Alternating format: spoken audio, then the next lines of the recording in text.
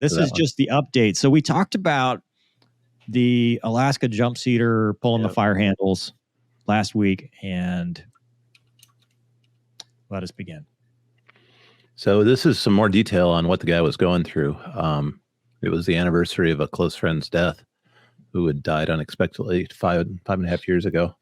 And they mentioned that, let's see, he had talked to his wife. She said maybe you should talk to somebody. Asked her husband if he could take medication. The FAA has a really onerous process for getting approved for any medications, and getting counseling is really difficult. So he chose not to. He can't be out of work. You have to pay a mortgage. If I go through that, I have to go through all these hoops, and we can't afford to do that. There's been research on mental health issues in pilots that suggests that 12% of commercial pilots have depression, 4.1% report suicidal thoughts. So that means that with 2 pilots per aircraft, one out of 4 aircraft that are out there flying are flying with a pilot that qualifies clinically depressed. So the article goes on to talk about all the steps that a pilot would have to go through in order to get back in the cockpit, if they could get back in the cockpit. There's also been, I couldn't find it in this article, but there was some sources suggesting that he had actually used mushrooms. Self-medicated with mushrooms. Yeah. Right? I thought that was in this one. A lot of people are talking about, I hate that phrase, but it's true in this case. A lot of people are talking about using microdoses of psychedelics for mental health issues. It's a pretty common idea of alternate treatment. And ketamine, something like that. Ketamine, is that ketamine too? Yeah. Ketamine and psilocybin. But there's very, very little clinical data to support that. And whenever somebody's doing something that they quote unquote did their own research, who knows what he took or how much he took, if he took anything. So he was returning home and he texted, "I want to come home. I want to cuddle. Can we just sit on the couch and cuddle and watch TV when I get home?" And there was no indication. It says mushrooms right there. Scroll down. If you scroll to the bottom, it actually does say he took the mushrooms. There you go. Scroll up. At some point, one paragraph up. I've got the highlighter now. I have to highlight. Yeah. At some point during the preceding somber 2 days, Emerson took psychedelic mushrooms, he told investigators. Stretch was shocked when she found that out. Said her husband would never take anything. He was afraid to be in a room with smoking marijuana because he could have jeopardized his medical clearance. I don't know. Do shrooms pop on a urinalysis? I think they do. Because, that's a thing. DOT, you're a DOT employee, or you're a DOT, you get drug tested. I've been like, hey, FO, here's your half hour of pay to go sit there for 2 hours and wait for the P test. And I know poppy seeds will.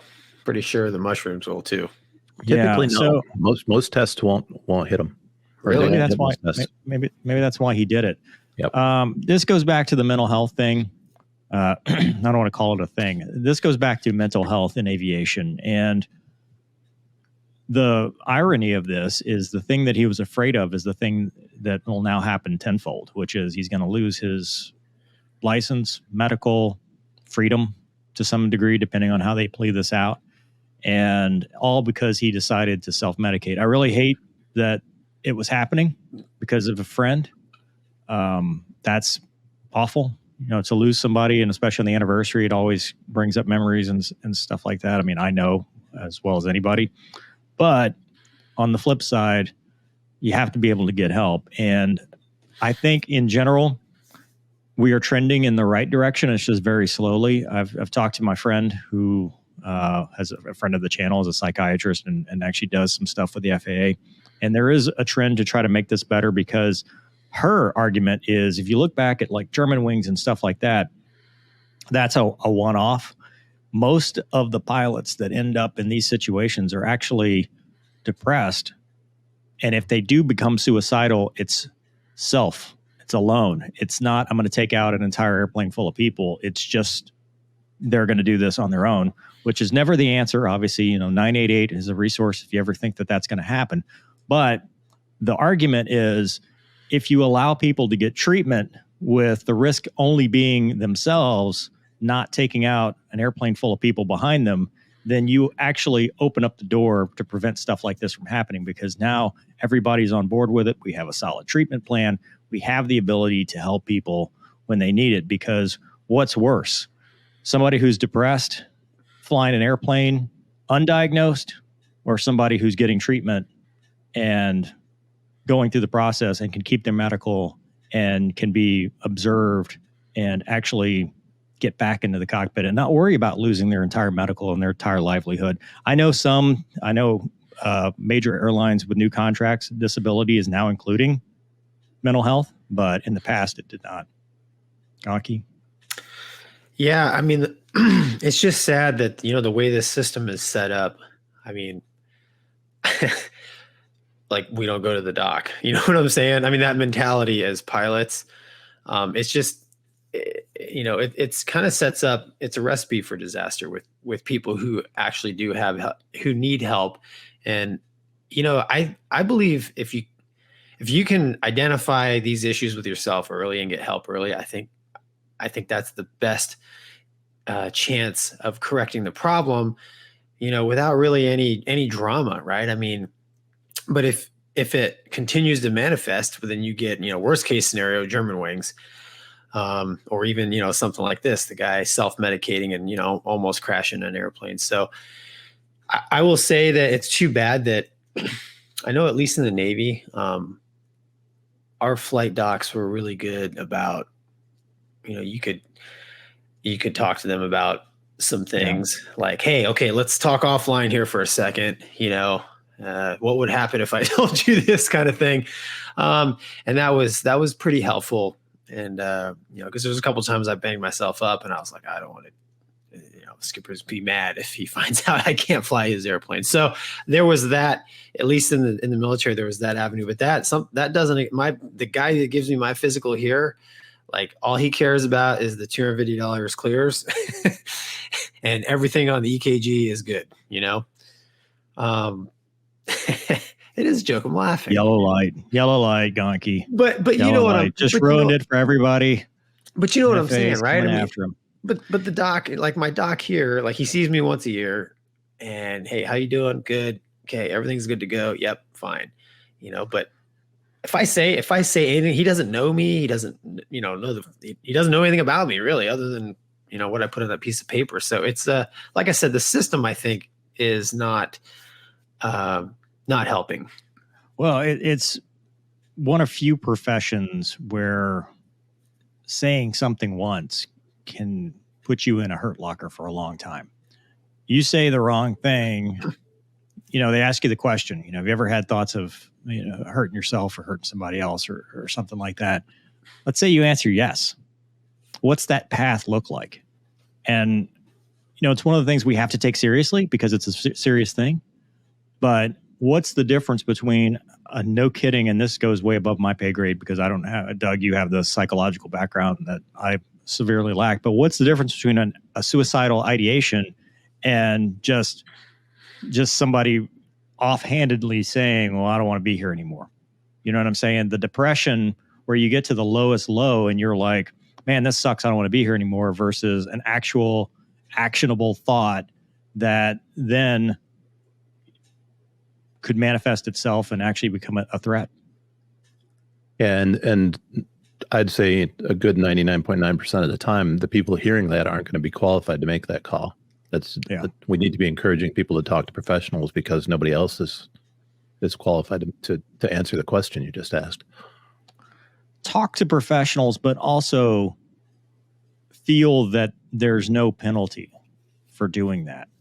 Right, because the reason people avoid it, and it's the same thing in the military with security clearances for the longest time, because that was one of the questions that had you talk to anything beyond family counseling, couples counseling, all that stuff. If you had gone beyond that and talked about any of those things, you were a security risk. So people were worried about their security clearance. People were worried about losing their medical. In culture, pilot culture or whatever, the more you avoid a topic, I think the more it bubbles up to the top. And instead of treating it, we end up creating more problems. Yeah. There are agencies that mandate mental health visits and psychological counseling. And I have a fellow professional who worked in that industry, and he said that the mandatory nature of it essentially cured all the problems. People would come in and say, well, they tell their buddies, well, I'm just going because I have to. And then when they came into his office, they would just unload. And everybody had to do it. It was all equal. Nobody was in danger because of it. Well, look at the self-medication. I wonder how many, we have HIMSS for alcohol problems, and we have a way to handle that, right? There at least is a path forward for that. But I would wonder what the percentage of people that self-medicate, because it's a problem in law enforcement. It's a problem in the military where people use alcohol or other substances to try to fix the problem versus talking it through and actually getting a solution like you're talking about. I think the military does a better job with it, man. Because remember, there's all kinds of people you can talk to. And then remember, even in the Navy, we have those meetings where we would talk about one another. And then when it was their turn to talk about you, they would kick you out. Yeah, I know. It's always like, hey, anybody notice anything weird about Gonky? No. How about his home life? Yeah. But you know what I'm saying? Like it was, I don't know. That's unique. Yeah, that's a unique thing. But that's still the Navy. Even the Navy still had if you went to a counselor and got something on your medical record that said you had a diagnosis, you got a diagnosis code, you were done. Same thing in the Air Force, which is great. Now the Air Force has mental health family counselors that are actually embedded in the squadron. And as long as you stay within the between the ditches and you stay within the guidelines, you could go talk to them. Well, it's not don't say this, but as long as they did not believe you were a threat to yourself or someone else, you could get help, and it wasn't documented. But to me, it's a shame that we can't document it, that we're so wrapped around these diagnosis codes that, if you have this diagnosis one time, you're done. It's just like the PTSD thing. Yep. Right. With what T-Bear was talking about last week, where a guy loses his medical because he's got PTSD. Well, PTSD is not something that sometimes it's not avoidable. It's just part of combat. Should we treat it and allow the person to have a life after, or should we say, well, here's your VA disability, you're done, even though if that person's perfectly functioning? The way the old guys used to do is just drown themselves in alcohol, right? That's no good. That's right. and here we're a situation where a guy was afraid of getting treatment, and he's like, well, mushrooms, it probably won't pop on a whiz quiz. Meanwhile, he's, the schnozberries taste like schnozberries, and the fire handles are calling his name. That's certainly not a better outcome. No, at the end of the day, he's just trying to, clearly he was just trying to provide a living for his family. That was his prioritization. I gotta make it for my family. So he was doing what he thought he had to do, which unfortunately is the wrong answer, Dude, we've got 20 years of combat now. Aviators that are going to these airlines with 20 years of combat. That is a lot of baggage, even without the other stresses of family deployments or just the rigors of deployments. I'm not talking about just the killing people. I'm talking about just the rigors of going to war. You're risking your life. You're coming back, your ops tempo, all the stuff. You might have lost your family to divorce, right? Yeah. Trigger 118 says, thank you. Hopefully the FAA can reevaluate its choices on mental health treatment and medications. Hopefully it'll encourage guys to get help that need it. We say hopefully a lot. I agree. And there are people that I know that are trying to work towards that. The problem with any government agency is, what do they usually do? The opposite. Why do you have to take your shoes off? Why do we do security theater in a lot of places? It's because we went the other way instead of addressing the root cause. So I hope they do. And I hope this is a message to make this better, because guess what? You got a pilot shortage, and all these kids coming up with ADHD medicine and these diagnoses for all this stuff, they're not qualified. What are you going to do? You're not going to have enough pilots. Well, they'll change the standard, Mover, as we'll talk about later. Yeah, there is that. Let's see, we got one more here. Let's see. Did I do this one already? Yes. As someone that is still fighting to get a PBL I just said that, with an ADHD diagnosis and meds, I feel the FAA needs to change the way it operates when it comes to mental health and encourages people to not get help. Yep. Yeah. Yep. There is a middle ground. One old buzzard says, I got here late and still behind real-time chat. I just had to say, as an old man, decisions will get harder.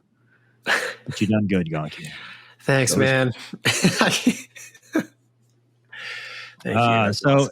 Breaking from MJ, she actually just my friend that's a psychiatrist, he said the FAA is really trying to change that right now. You can get treated for depression or PTSD or other things and have a diagnosis and get back to flying. She has a friend that she says needs to be on the channel that may be able to answer more questions. So hell yeah, let's do that. So there you go. I stand corrected. Hopefully she's not mad at me for reading that. Don't text me in the middle of a show if you don't want it. I read straight from the teleprompter. Yeah, that's right.